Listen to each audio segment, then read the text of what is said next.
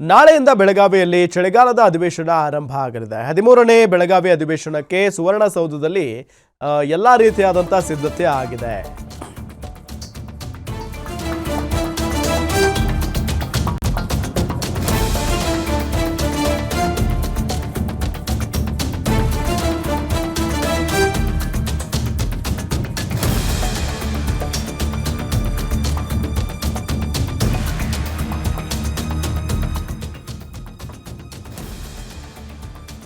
ಹದಿಮೂರನೇ ಬೆಳಗಾವಿ ಅಧಿವೇಶನಕ್ಕೆ ಸುವರ್ಣಸೌಧದಲ್ಲಿ ಸಿದ್ಧತೆ ನಡೆದಿದೆ.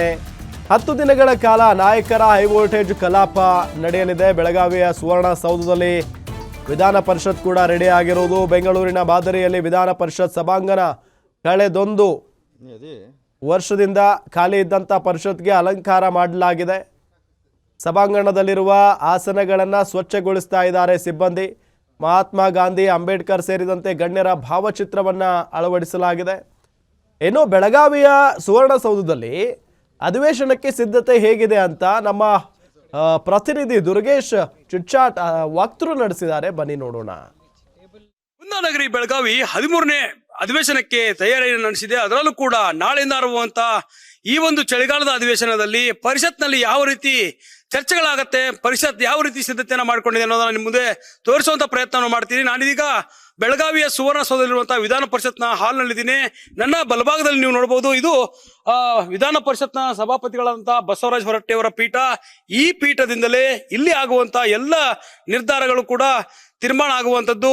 ಇಲ್ಲಿ 10 ದಿನಗಳ ಕಾಲ ನಡೆಯುವಂತಹ ಪರಿಷತ್ ಅಧಿವೇಶನದಲ್ಲಿ ಯಾವ ರೀತಿ ಚರ್ಚೆಗಳಾಗತ್ತೆ ಅನ್ನೋದು ಕೂಡ ಬಹಳ ನಿರ್ಧಾರ ಆಗುತ್ತೆ. ಜೊತೆಗೆ ವಿಧಾನಸಭೆಯಲ್ಲಿ ಬರುವಂತಹ ಏನು ಬಿಲ್ಗಳಿರ್ತವೆ ಅವೆಲ್ಲವೂ ಕೂಡ ವಿಧಾನ ಪರಿಷತ್ನಲ್ಲೂ ಕೂಡ ಒಂದು ಅನುಮೋದನೆ ಸಿಗಬೇಕಾಗತ್ತೆ. ಅದಕ್ಕೆ ಇಲ್ಲಿಂದಲೇ ಒಂದು ಸಭಾಪತಿಗಳು ಆದೇಶವನ್ನು ಮಾಡ್ತಾರೆ. ನೀವು ದೃಶ್ಯಗಳಲ್ಲಿ ಗಮನಿಸ್ತಾ ಇದ್ರಿ, ಬಲಭಾಗದಲ್ಲಿ ಆಡಳಿತ ಪಕ್ಷ ಇದ್ರೆ ಎಡಭಾಗದಲ್ಲಿ ವಿಪಕ್ಷ ಇರುತ್ತೆ. ಇಲ್ಲೂ ಕೂಡ ಬೆಂಗಳೂರಿನ ಪರಿಷತ್ ಹಾಲ್ನಂತೆ ಈ ಎಲ್ಲ ವ್ಯವಸ್ಥೆಯನ್ನು ಕೂಡ ಮಾಡಲಾಗಿದೆ. ಸುಮಾರು 13 ಅಧಿವೇಶನಗಳು ಈ ಒಂದು ಪರಿಷತ್ ಹಾಲ್ನಲ್ಲಿ ನಡೆದಿರುವಂತದ್ದು. ಬೆಳಗಾವಿ ಮತ್ತು ಬೆಂಗಳೂರಿನಲ್ಲಿ ತದ್ಭವ ರೂಪದಲ್ಲಿ ಅಂದ್ರೆ ಯಾವ ರೀತಿ ಅಲ್ಲಿದೆಯೋ ಅದೇ ರೀತಿಯಾಗಿ ಇಲ್ಲಿ ಮಾಡಿರುವಂತದ್ದು. ನನ್ನ ಇಲ್ಲಿ ಏನು ಸದಸ್ಯರು ಚರ್ಚೆಯನ್ನ ಮಾಡ್ತಾರೆ. ಆ ಸದಸ್ಯರು ಮಾಡುವಂತ ಎಲ್ಲ ಚರ್ಚೆಯನ್ನ ಟೈಪಿಂಗ್ ಮಾಡುವಂತದ್ದು ಇಲ್ಲಿನ ವಿಧಾನ ಪರಿಷತ್ನ ಸಿಬ್ಬಂದಿಗಳು. ಜೊತೆಗೆ ವಿಧಾನ ಪರಿಷತ್ನ ಹಾಲನ್ನ ತೋರಿಸ್ತೀನಿ ನಿಮಗೆ ಯಾವ ರೀತಿ ಇದೆ ಅನ್ನುವಂಥದ್ದು. ಬಹಳ ಬೆಂಗಳೂರಿನಲ್ಲಿರುವಂತೆ ಇಲ್ಲೂ ಕೂಡ ದೊಡ್ಡದಾದಂತಹ ಒಂದು ಹಾಲನ್ನ ಮಾಡಿದ್ದಾರೆ.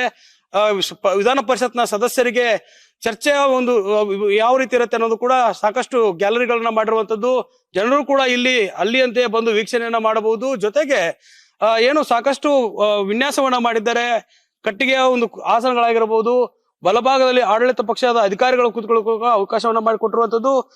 ಎಡಭಾಗದಲ್ಲಿ ಪತ್ರಕರ್ತರಿಗೆ ಅವಕಾಶ ಇರುತ್ತೆ. ಹಿಂದೆ ಸಭಾಪತಿಗಳ ಪೀಠದ ಹಿಂದೆ ಮಹಾತ್ಮ ಗಾಂಧಿಯವರ ದೊಡ್ಡದಾದ ಒಂದು ಭಾವಚಿತ್ರ ಇರುವಂತದ್ದು. ಜೊತೆಗೆ ಜವಾಹರಲಾಲ್ ನೆಹರು ಅವರು, ಅಂಬೇಡ್ಕರ್, ಈ ರೀತಿಯ ವಿಶ್ವೇಶ್ವರಯ್ಯ ಅವರ ಎಲ್ಲ ಭಾವಚಿತ್ರಗಳನ್ನ ಇಲ್ಲಿ ಅಳವಡಿಸಿದ್ದಾರೆ.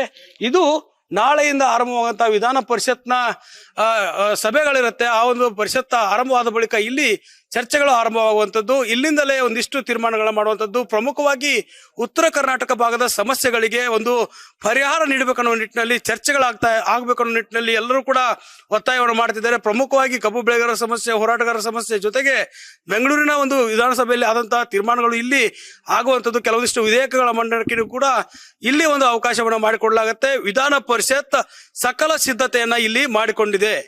ಕ್ಯಾಮರಾ ಪರ್ಸನ್ ಯುವರಾಜ್ ಜೊತೆ ದುರ್ಗೇಶ್ ನಾಯಕ, ಗ್ಯಾರಂಟಿ ನ್ಯೂಸ್, ಬೆಂಗಳೂರು.